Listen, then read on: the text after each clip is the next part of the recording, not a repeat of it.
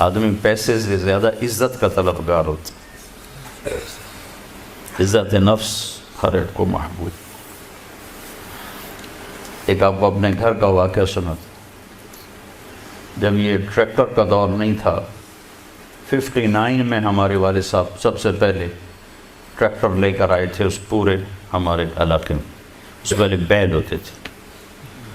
عزت نفس پہ یاد آ کہ عزت نفس مال سے بھی زیادہ محبوب ہوتی.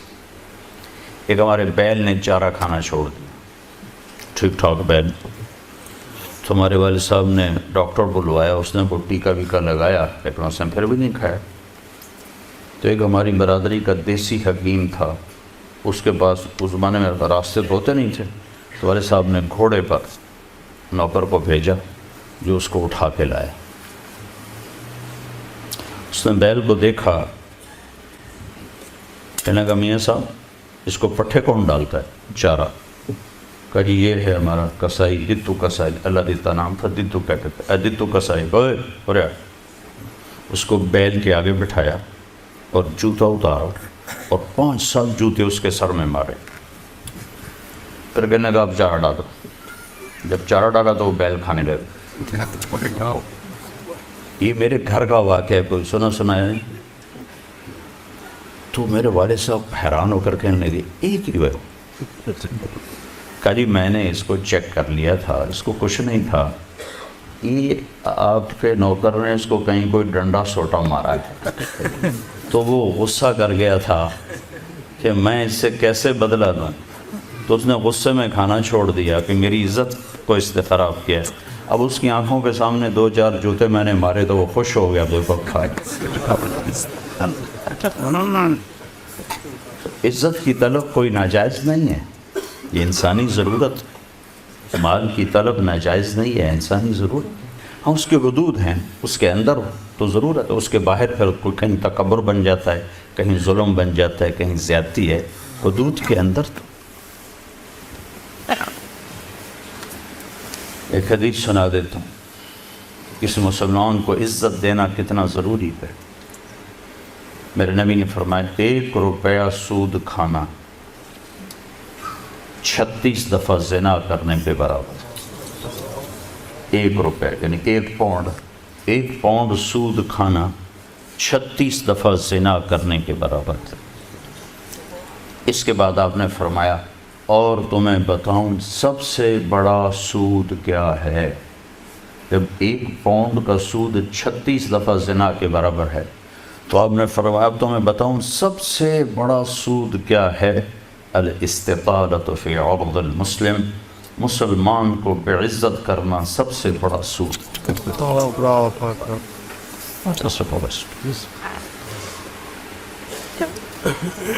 تو نوکر آپ کو پروٹوکول دیں گے، خوشی ہوگی، جنت سے بڑھ کے خوشی ہو.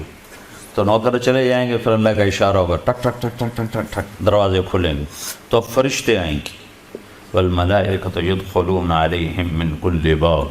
اب یہ کروڑوں کی تعداد میں آئیں گے، کہیں گے سلام علیکم سلام علیکم سلام علیکم. چاروں طرف سے جب سلام ٹھوکیں گے کہیں گے بھائی تم نورانی مخلوق ہمیں سلام کیوں کر رہے ہو؟ کہیں گے بما صبرت، وہ جو آپ نے لندن میں صبر کی زندگی گزاری، یہ اس کے بدلے میں ہمیں اللہ نے کہا جاؤ سلام کر. غفلت کے دیس میں آپ نے بیدار ہو کے زندگی گزاری، اندھیر نگری میں آپ نے اللہ کو سامنے رکھ کے زندگی گزاری. جب چاروں طرف شراب اور زنا عام تھا آپ نے اللہ سے ڈر کے زندگی گزاری. سلام سلام سلام. تو فرشتوں کے سلام ان کو ہوا میں اڑا دے گا.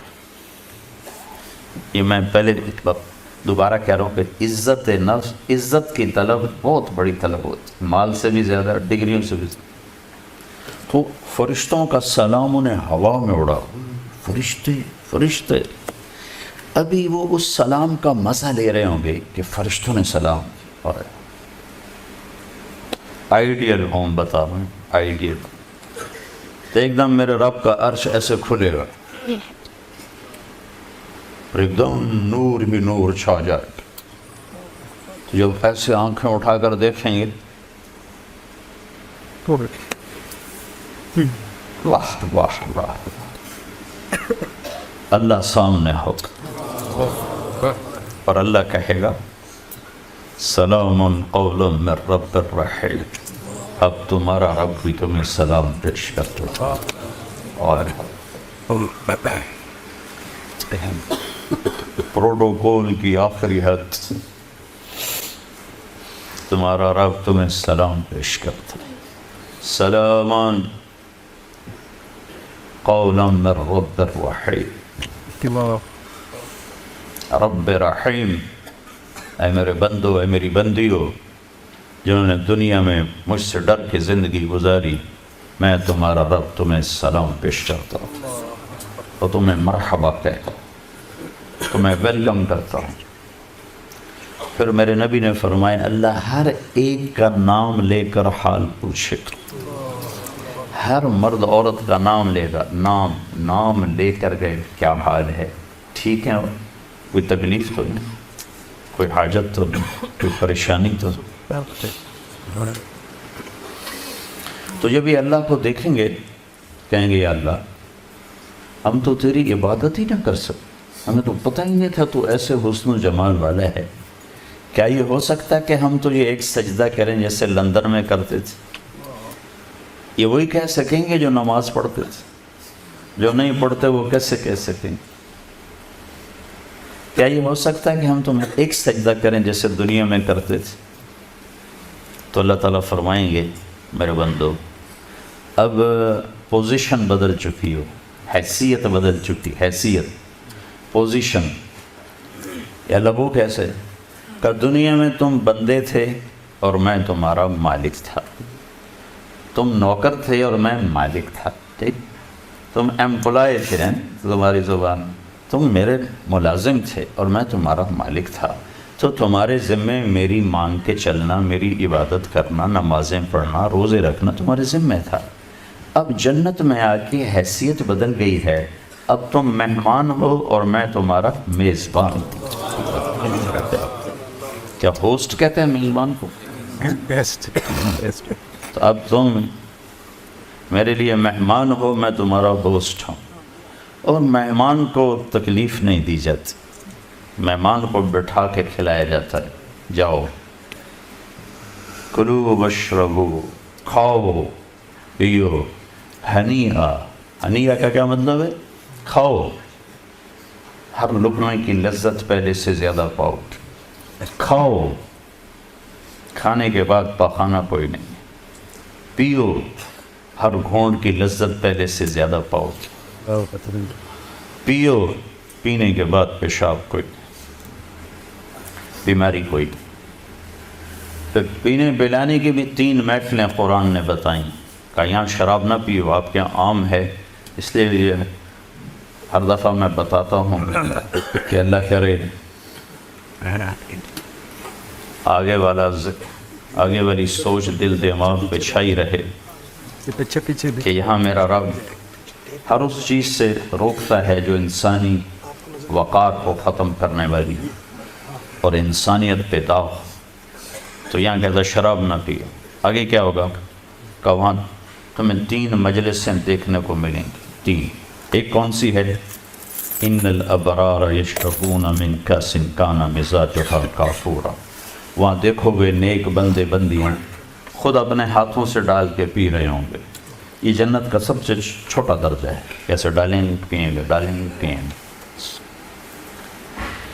ایک درجہ اس سے اوپر ہے VIP، وہاں کیا ہے؟ وَيُسْقَوْنَ فِيهَا كَأْسًا كَانَ مِزَاجُهَا زَنْجَبِيلًا، وہاں ان کو خدام پلا رہے ہوں، سرونٹس، نوکر، فرشتے نوکر ڈال کے پیش کریں اور سامنے حاضر کریں، یہ لیج۔ ایک VVIPs ہوگا، سب سے اوپر کا درجہ، وہاں کیا ہوگا؟ وہاں ہوگا وَسَقَاهُمْ رَبُّهُمْ شَرَابًا طَهُورًا، وہاں اللہ خود پلا رہا،